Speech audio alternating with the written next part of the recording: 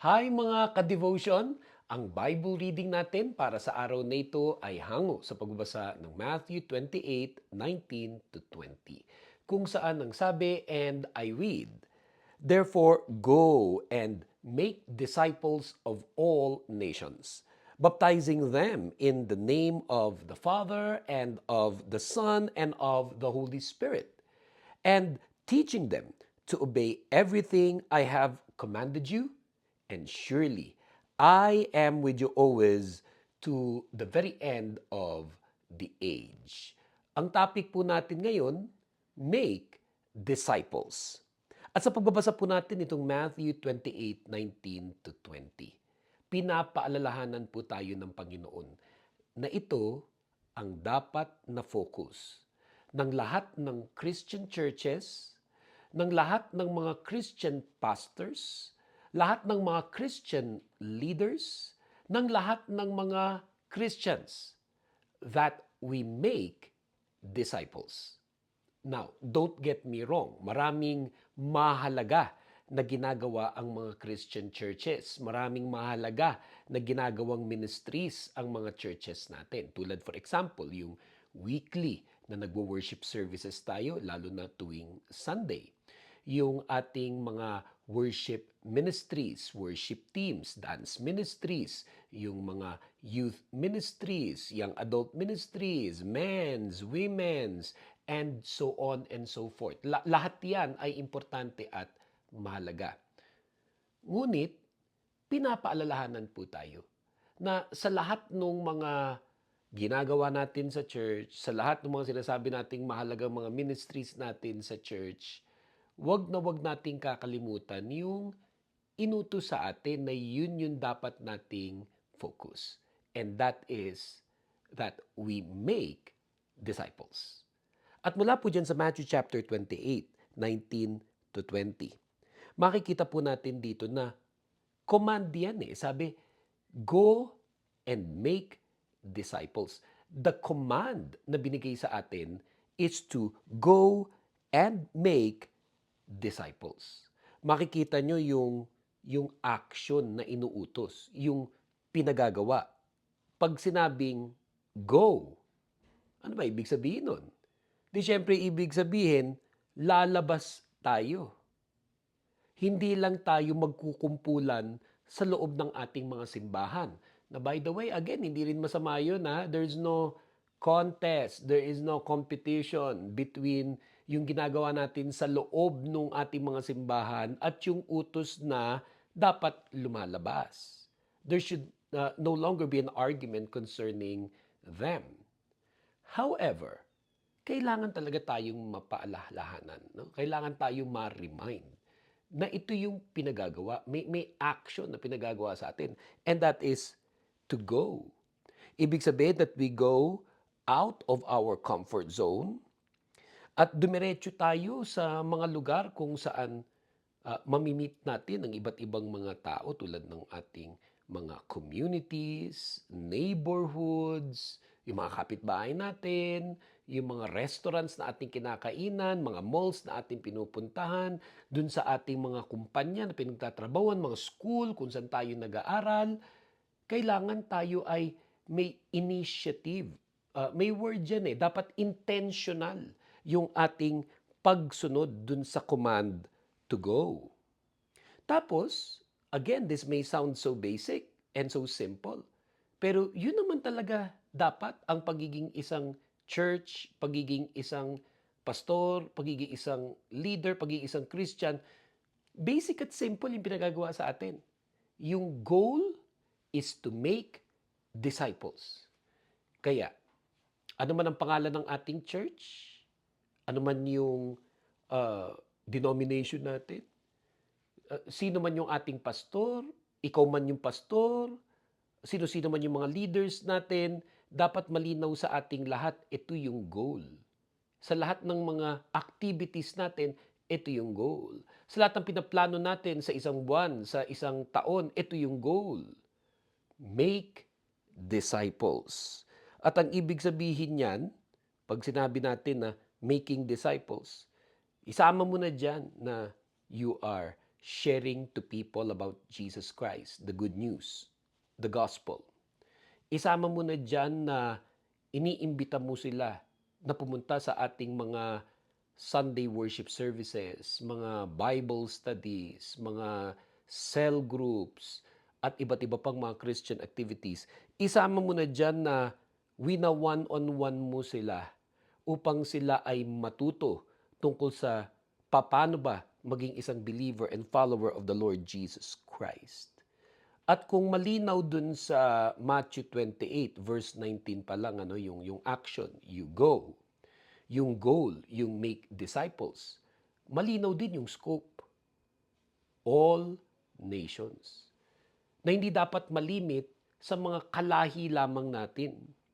Lalong-lalo na sa maraming mga Pilipino na nagkaroon ng opportunity na mangibang bansa bilang isang OFW, for example, sa Hong Kong, Taiwan, Japan, South Korea, Singapore, even places like Thailand, at lalong-lalo na yung mga nasa Middle East tulad ng Dubai, UAE, Doha, Qatar, Kuwait, Oman, Bahrain, Saudi Arabia, Israel, yung mga nasa Europe tulad ng France, Finland, Italy, and others, United Kingdom, Ireland, yung mga nasa Australia, New Zealand, Canada, the United States of America, pero mo na patungtong ka dyan. Yung iba hindi na nga lang bilang isang OFW, yung iba nakapag-migrate pa to become citizens. Halos araw-araw na-encounter mo ang iba't ibang mga lahi.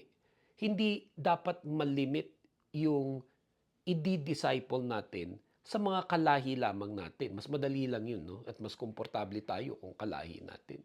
Pero yung scope nung utos sa atin, all nations.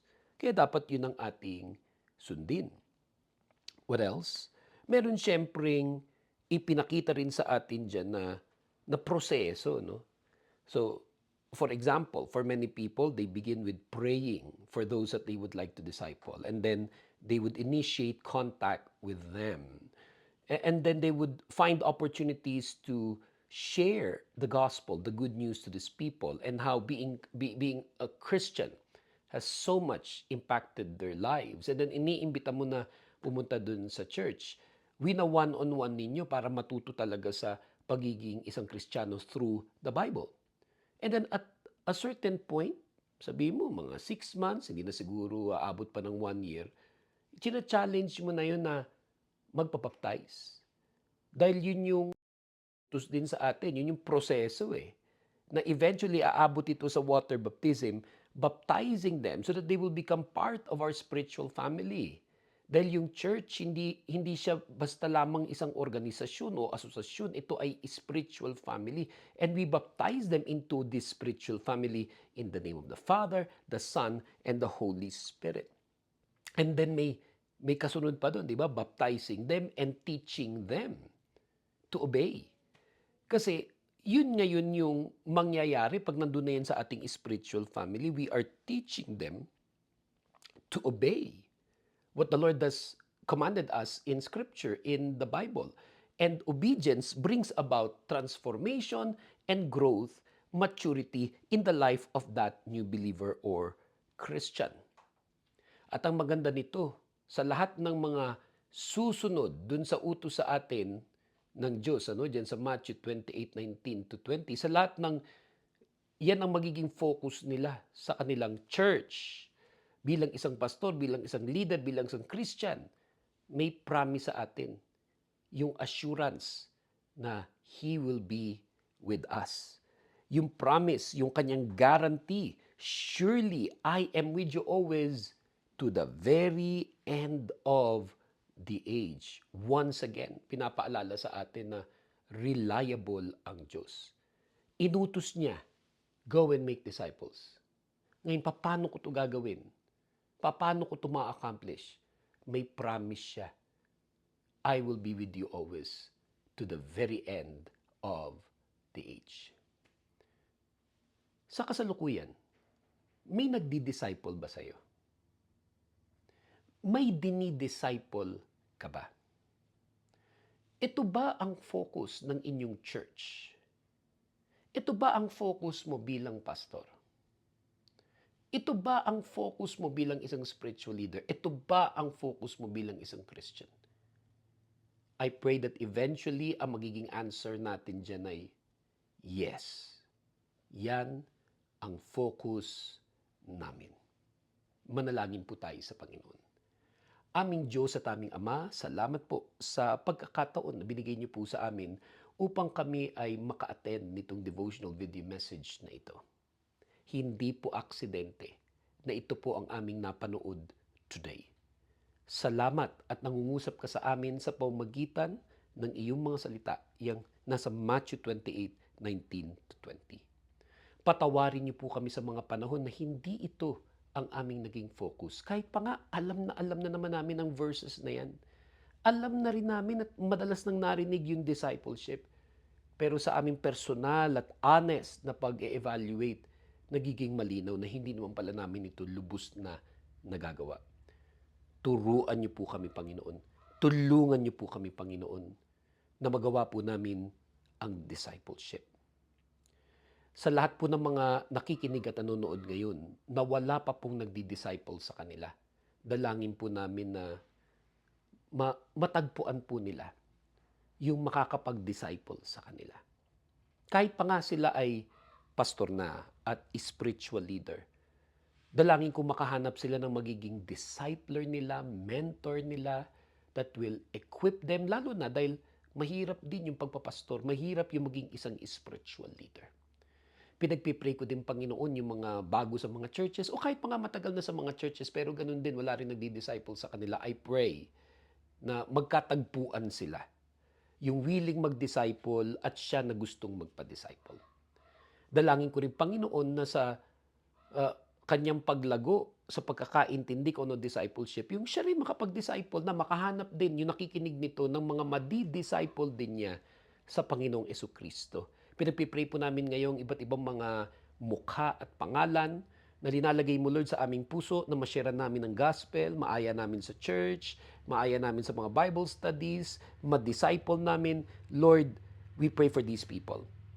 And even today, O God, ang panalangin po namin, hindi lang namin ito mapag-usapan, hindi lang namin ito matutunan, kundi talagang ma-apply namin yung biblical and proper discipleship.